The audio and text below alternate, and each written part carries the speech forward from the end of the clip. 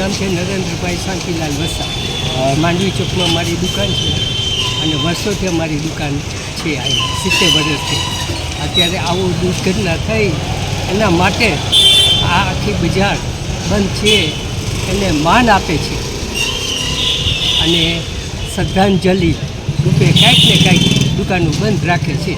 તંત્રને શું અપીલ કરશો કે અમે તંત્રને અપીલ કરીએ કે આવું ધ્યાન હવે બીજામાં આવી દુર્ઘટના ન બને એવું ધ્યાન રાખે. શું નામ તમારું? કલ્પેશ.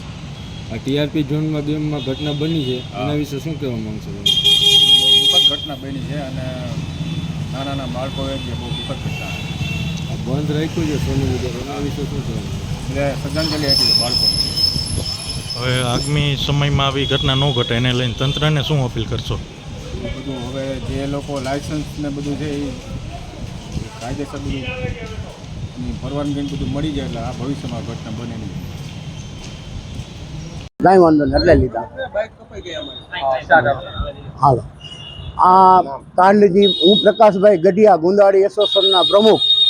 આ જે કાંઈ કાંડ આપણે બને છે અને ગુજરાતમાં વારંવાર બને છે, આનું કાંઈ સોલ્યુશન જ નથી. સરકાર કોઈ જાતનું સોલ્યુશન આપતી નથી. એને હિસાબે રાજકોટના તમામ એસોસિએશને છે ને આજે અડધો દિવસ બપોરે 1 વાગ્યા લગી બંધ આપેલ છે અને રોષ વ્યક્ત કર્યો છે. શું માંગ છે વેપારીઓ તરફથી? આવા બનાવ વારંવાર બનતા રહે છે, વેપારીઓ તરફથી શું છે? વેપારીની એવી માંગ છે કે આવા બનાવ બનવા ન જોઈએ, આના ઉપર કડક કાયદો બનાવીને અમલ કરવો જોઈએ અને આ જે કાંઈ કાંડ બન્યો છે એના આરોપીને સખતમાં સખત સજા મળવી જોઈએ. દર વખતે સરકાર પણ એ જ કહી રહી છે કે અમે સખ્ત પગલાં ભરશું, પણ આગળ જતા મોટા લોકો બિઝનેસમેન છે તે શું કરી રહ્યા છે તમને ખબર છે? હા, નવું પગલું શું કરવું જોઈએ? નવું પગલું આમાં આરોપીને કોઈ જાતના જામીન ન મળવા જોઈએ અને બહુ ઓછા સમયમાં, મારી તો ગણતરી એવી છે કે 30 દિવસમાં આ લોકોને સજા મળવી જોઈએ અને સખત સજા મળવી જોઈએ અને કોઈ આરોપી આમાં છૂટવો ન જોઈએ. શું નામ છે? ચેતનભાઈ સોની.